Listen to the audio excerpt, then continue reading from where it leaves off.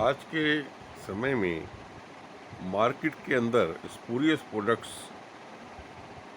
जो है बहुत ज़्यादा तरीके से फैल गए हैं। चाहे वो दूध है, चाहे पनीर है, चाहे वो घी है, चाहे वो ऑयल्स हैं, चाहे वो मसाले हैं, चाहे वो सॉस है, और चाहे वो मिठाइयाँ हैं, चाहे वो और भी जो जो खाने की आइटम्स हैं और जो प्रोडक्ट्स हैं, सब में और वो अडल्ट्रेशन स्पूरियस लोकल फैक्ट्रीज़ में और ये डुप्लीकेट चीज़ें बनने लग गई हैं। इवन जो इक्विपमेंट्स हैं जैसे स्विचेस हो गए और जैसे और बाकी इस टाइप के इक्विपमेंट्स भी हो गए, वो मतलब इस टाइप के लोग बाग आ गए हैं मार्केट में जो कि उसका डुप्लीकेट बना के उसी ढंग से उसकी इवन मेडिसिन्स हैं, जैसे चाय की पत्ती वगैरह भी हैं और इवन चीनी है। मतलब बहुत बुरी हालत है मार्केट की, और कोई भी चीज़ बाज़ार से लेके घर में आते हुए डर लगता है। उसके ऊपर कंपनी का नाम लिखा है, जो भी अप्रूव बड़े बड़े ब्रांड्स हैं वो सब लिखे हैं, लेकिन जो डुप्लीकेट बनाने वाले लोग हैं वो ब्रांड्स के उसी हिसाब से रैपर्स वगैरह बना के पैकिंग वगैरह कर लेते हैं। तो वो इवन जो वेफर्स हैं वो नकली बनने शुरू हो गए हैं। अब ये प्रोडक्ट्स हम इतने टाइम से डिकेट से खा रहे हैं, तो हमको एज कंज्यूमर्स पहचान हो गई है। यानी उसको पैकेट को हाथ लगाने से हमें पता लग जाता है कि इस बार घर में जो है, और इवन जो जो ब्रांड्स हैं जो कि बिग बास्केट के थ्रू भी कई बार, या इवन अमेज़न के थ्रू भी हमने देखा है कि हमारे पास घर में स्पूरियस और डुप्लीकेट प्रोडक्ट्स आ गए हैं। अच्छी अच्छी कंपनीज़ के हमने मंगाए, फिर हमें वापस भेजने पड़े। तो इस चीज़ को पकड़ना, हज़ारों लाखों लोगों को छापे मारना, और जो एजेंसीज़ हैं, जो ये विभाग हैं, उनके लिए भी समस्या है। और भी कई रीज़न्स हैं कि उनको पकड़ भी लिया जाए अगर, तो भी क्या क्या कारण है जिसकी वजह से वो छूट भी जाते हैं। तो बहुत सारी समस्याएं हैं।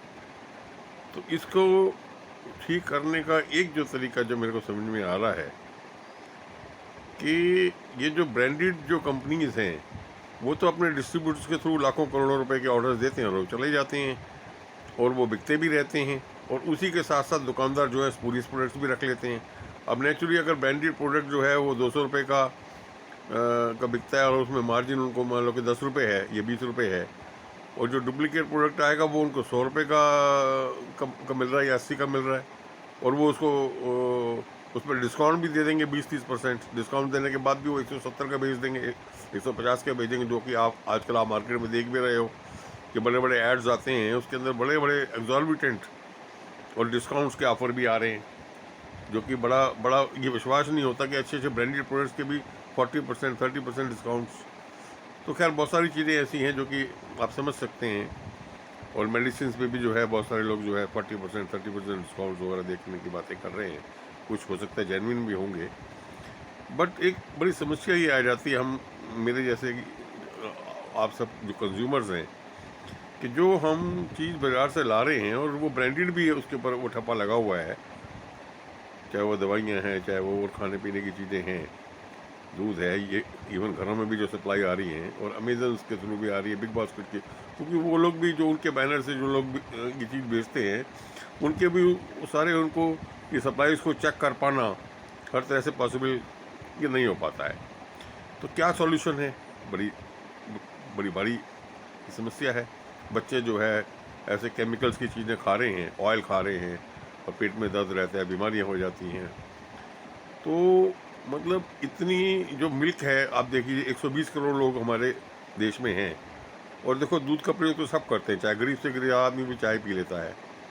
तो इतनी तो गाय हैं भी नहीं, मेरे ख्याल से इतना ज़्यादा हमारे पास सप्लाई नहीं है कि जितनी हमारी कंजम्पशन एक्चुअल दूध की है उसके हिसाब से हमारी, चाहे हम बहुत बड़े प्रोड्यूसर्स हैं मिल्क के कहते हैं, लेकिन जितनी हमारी डिमांड है उतनी जेन्युइन मिल्क की सप्लाई नहीं है।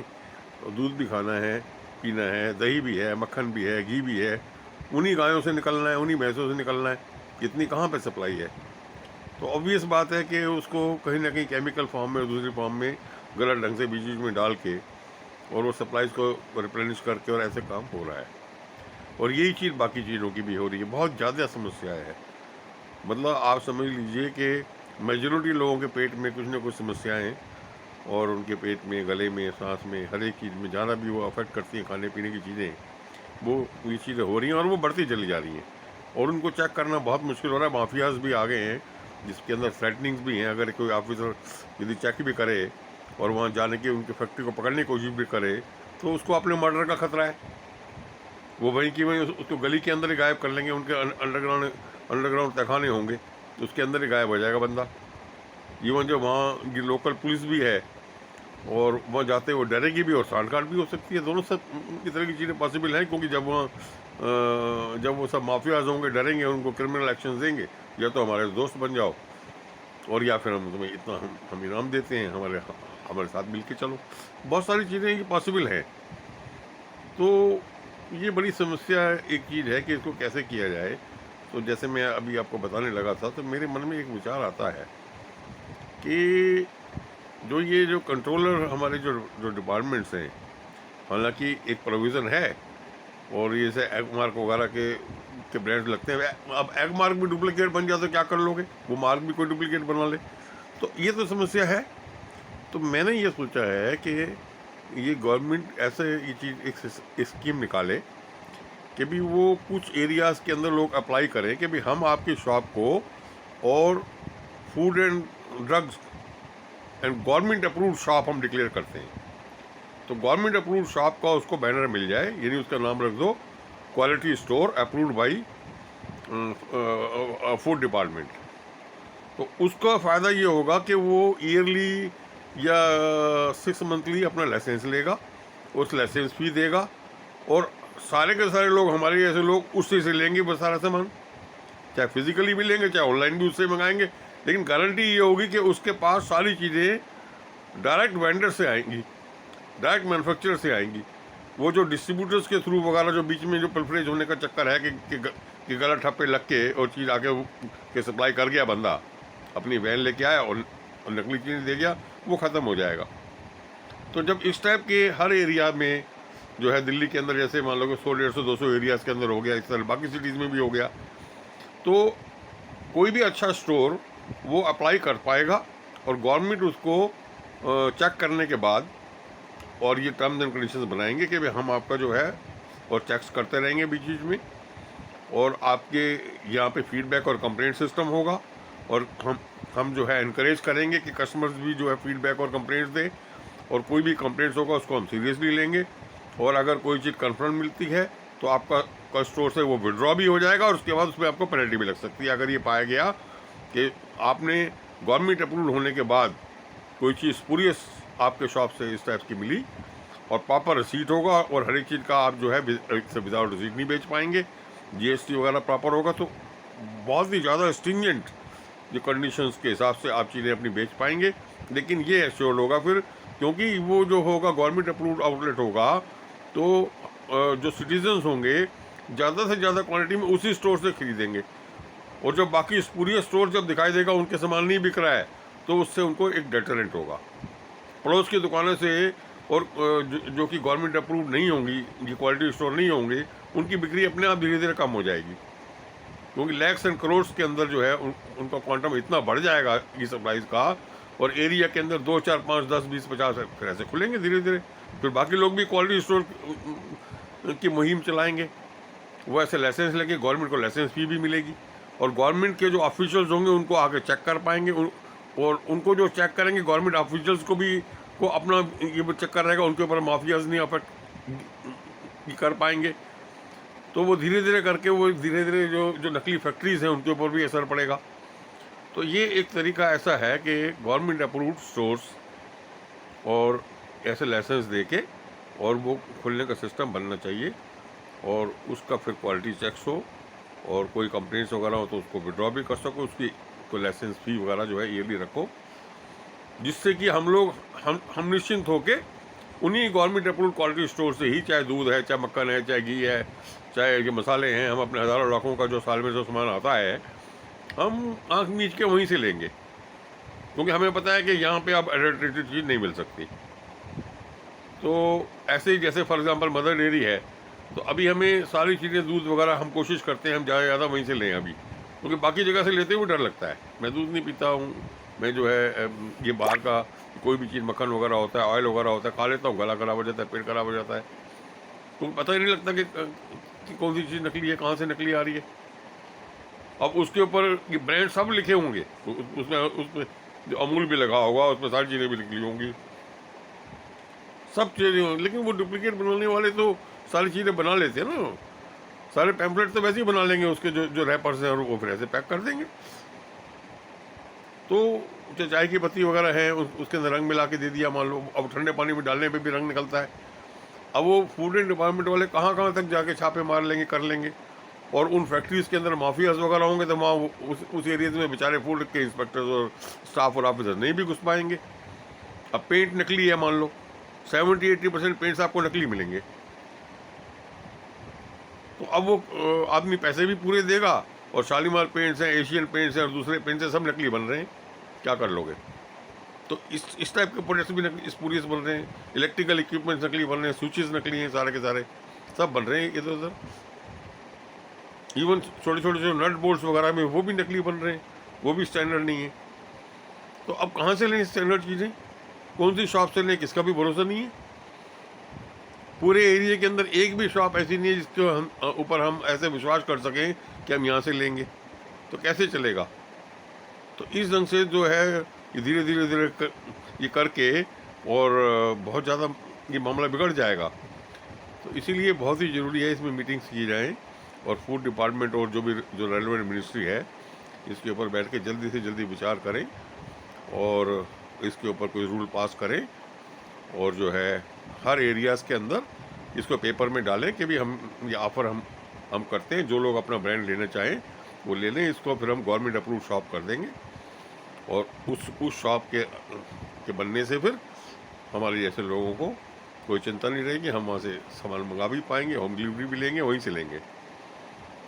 तो उससे फिर जो लोग स्पूरियस बेचने वाले हैं उनको डेटरेंट होगा, धीरे धीरे जब उनको दिखाई देगा हमारा बिजनेस ख़त्म हो रहा है, आसपास की दुकानें हैं उनसे कोई भी घी नहीं लेगा, ऑयल नहीं लेगा, सब यहीं से लेंगे, तो इनका माल तो डेली लाखों करोड़ों का बिकेगा। तो इनको तो धड़ाधड़ जो डिस्ट्रीब्यूटर्स हैं ला के सामान यहाँ रखेंगे डायरेक्टली, क्योंकि डायरेक्टली ये डिस्ट्रीब्यूटर नहीं है, वो डायरेक्टली जो मैन्युफैक्चरर्स हैं वहीं से आएगा। तो वो उस टाइप की चीज़ करने की बहुत ज़रूरत है कि ये जो गवर्नमेंट अप्रूव शॉप्स होंगी वो डायरेक्टली उनकी सप्लाई फिर वहीं से डायरेक्ट उनसे टाई अप होगा और डायरेक्ट आएंगे कंपनी से।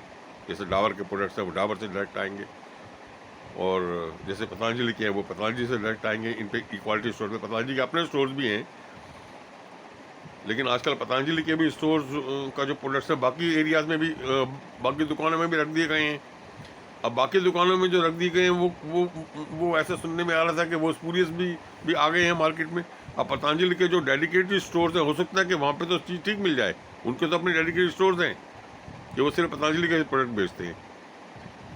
लेकिन जो बाकी की जो शॉप्स हैं जो पतंजलि के प्रोडक्ट्स इन्होंने रख लिए हैं, वहाँ से अगर आप कोई ले रहा है लोकल, तो उसका क्या पता है कि वो घी है और जो बाकी चीज़ें हैं उनमें क्या असलियत है कि नहीं है। तो ये एक समाज के अंदर जो इस टाइप की चीज़ें आ गई हैं, इसी तरह से दवाइयाँ हैं, किसी भी आप केमिस्ट शॉप से लाएं तो वो पता लगता नहीं कि दवाई असली है कि नकली है। 30% 40% डिस्काउंट तो वो दे रहे हैं, तो उसके भी जो है इस ढंग से कोई ये अप्लाई करें कि ये गवर्नमेंट अप्रूव्ड केमिस्ट शॉप है। तो गवर्नमेंट अप्रूव्ड जो होगा उसका नाम क्वालिटी स्टोर के नाम से रखो, क्वालिटी का उसका वो दो, और उसके फिर रेगुलर चेक्स हो। और वो जब तो क्योंकि क्वांटिटी में कम होंगी और डेडिकेटेड होंगी, लिस्ट ही होंगी, हर एक के ऊपर एक रजिस्ट्रेशन नंबर होगा, तो उसको फिर चेक करना भी from time to time easy होगा। वहाँ फिर कंप्लेंट सिस्टम भी होगा, कंप्लेंट रजिस्टर भी रखा हुआ होगा, और फिर वहाँ के मालिक भी जो इसको चलाएंगे वो भी क्वालिटी कॉन्शियस ही होंगे, जो अप्लाई करेगा नॉर्मली कि भी वो समाज में अच्छी क्वालिटी की चीज़ें ही बेचना चाहते हैं। और उनको ये भी डर होगा कि कल को यदि हमारा कैंसिल हो गया तो पिनल एक्शन वगैरह वो सब चीज़ें, एडल्ट्रेशन वगैरह का एक्शन तो अलग से आने का डर रहेगा ही।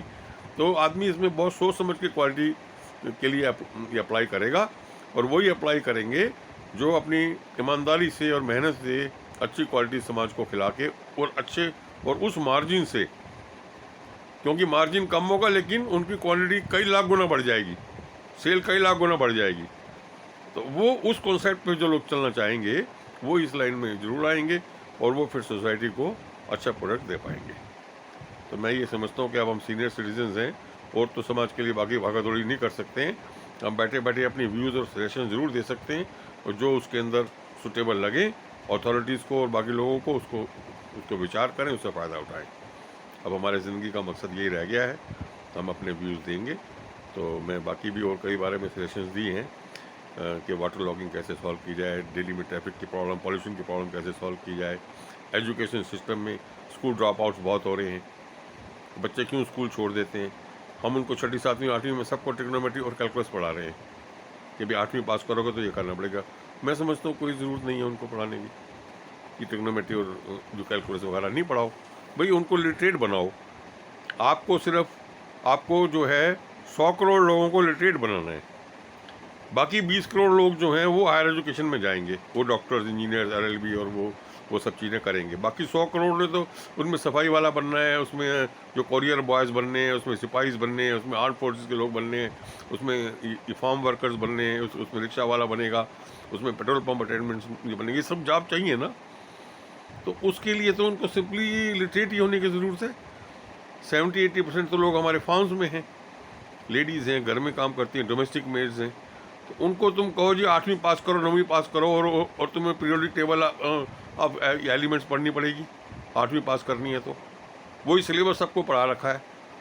जब जिन्होंने आगे जाना है, जिन्होंने हायर एजुकेशन करनी है, 8वीं में वो सिलेबस, भाई इनको तुम 6ठी में एक ऑप्शन दे दो कि ये लिटरेसी स्ट्रीम एक ऑल्टरनेट स्ट्रीम है। वो 6ठी 7वीं उसमें म्यूज़िक है, आर्ट है, उसमें बेसिक नॉलेज है, बेसिक ह्यूमन बॉडीज हाइजीन है, बेसिक डिजीज़ हैं, डेंगू वगैरह है, उनसे कैसे बचना है, आर्ट है, म्यूज़िक है, गेम्स हैं, जैसे जिम्नास्टिक है, योगा है, मेडिटेशन है, मॉरल वैल्यू स्टोरीज़ हैं, बेसिक लॉज हैं, डूज एंड डोंट्स हैं, बेसिक लोकल लैंग्वेज है, देन हिंदी है, इंग्लिश है, थोड़ी सी अर्थमेटिक है, how to open the account वगैरह। ये बेसिक चीज़ डाल के उन्हें लिटरेट बना दो तो कोई भी स्कूल नहीं छोड़ेगा, सबके साथ 10वीं करेंगे और सब कर पाएंगे। उसी में से अच्छे प्लेयर्स निकलेंगे फिर आपके, क्योंकि उनके अंदर जो पोटेंशियल होगा वो आएगा। कोई अच्छे सिंगर्स हैं, गायक हैं, जो भी आएंगे सब आएंगे। क्योंकि जो लोग हायर एजुकेशन में जाने वाले होते हैं वो जब उनके पास इतना समय नहीं होता कि वो गेम्स वगैरह में करें। अगर प्रतिभा है तब भी वो उनकी तभी रह जाती है। और इस टाइप के जो बच्चे होते हैं जिनमें प्रतिभा है उसको हम डेवलप नहीं करते, क्योंकि उनको भी हम ये फोर्स किए जाते हैं स्कूल में, ये पास करोगे, ये पढ़ोगे तो पास होगे, ये पढ़ोगे तो पास होगे। अब वो ट्रिग्नोमेट्री पढ़ा रहे हैं, अलजेब्रा पढ़ा रहे हैं उनको, A² + B², ये सब चीज़ें पढ़ाई जा रही है, क्या ज़रूरत है। उनको ज्योमेट्री पढ़ाई जा रही है। मेरे को एक बुट्टे बोलने वाला बच्चा बैठा था, मैंने उससे पूछा बेटे आज ये होमवर्क मिला है? कहता जी हाँ मिला है। तो मैंने कहा बेटे क्या होमवर्क मिला? 6ठी का बच्चा कहता जी वो ये प्रकार से 22.5 डिग्री का कोण बनाना है। अब बच्चों को ये बताओ, तुम उसको 22.5 डिग्री का कोण प्रकार से बनवा रहे हो, वो सड़क पे बैठ के भुट्टा भून रहा है, उसकी माँ जो है और किसी उसमें काम कर रही है, सोसाइटी में आसपास की सोसाइटी म्यूरियल में काम कर रहा था। तो मैं वहाँ बैठ गया उस दिन, मैंने कहा चलो भी भुट्टा खाते, कई साल पहले की बात है। तो अब मेरे को ये देख के बड़ा आश्चर्य हुआ, बच्चा बड़ा मेधावी लग रहा था।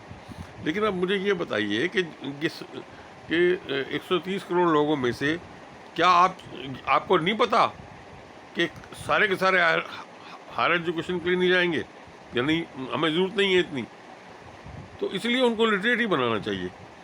मैं जब भी कोई टीवी वगैरह में डिबेट देखता हूँ, बड़े दुख के साथ मुझे ये चीज़ ये देखनी पड़ती है कि जितने भी स्पेशलिस्ट होते हैं उनकी बातों से ये लगता है, जब भी एजुकेशन सिस्टम के रिफॉर्म की बात कर रहे हैं, वो उनके ध्यान में हमेशा वो होते हैं जो हायर एजुकेशन पे जाएंगे। टीचर्स को ट्रेन करना है जी, ये ऐड करना है जी, हमें वो चीज़ ऐड करना है जी, कंप्यूटर सिस्टम डालना है जी, वो डालना है। अरे भैया उन 100 करोड़ लोगों के बारे में सोच लो कि जिन्होंने डोमेस्टिक मेड बनना है, जिन्होंने तुम्हारा सफाई वाला बनना है, जिन्होंने तुम्हारा सब्जी वाला, पान वाला, प्रेस वाला, ये सब काम ये संभालने हैं, पेट्रोल पंप पे काम करना है, उन्होंने आर्म फोर्सेस के सिपाही बनने हैं, उन्होंने सिक्योरिटी गार्ड्स बनना है, उन्होंने कूली बनना है। तुम जो है पॉलिसी अपनी झाड़ रहे हो कि मैं PhD हूँ, मैं बड़ा बड़ा स्कॉलर हूँ, और तुम इस टाइप की बातें टॉक्स करते हो टीवी पे। तो उसके अंदर जरा भी नहीं झलकता कि वो 100 करोड़ लोगों के बारे में क्या ध्यान है तुम्हारा, उनको क्या एजुकेशन इंप्रूवमेंट करनी है, उनके सिलेबस में उनको क्या पढ़ाना है। हायर एजुकेशन वाले को तो ठीक है तुम एजुकेशन सिस्टम रिफॉर्म कर रहे हो, कि उनको अच्छे ढंग से पढ़ाओगे, उसमें कंप्यूटर लाओगे जी, उसमें बाकी चीज़ें लाओगे जी। लेकिन इसका मतलब तो वही हो गया कि जो भी तुम्हारे जो डिबेट्स हैं, चाहे तुम हम विज्ञान भवन में बैठ के बातें करते हैं, चाहे कहीं भी करते हैं, हमारे जहन में ये टपकता है कि वो सारे के सारे टॉक्स जो हैं उन 10 या 15 या 20 करोड़ बच्चों के बारे में हैं जो हायर एजुकेशन में जाएंगे।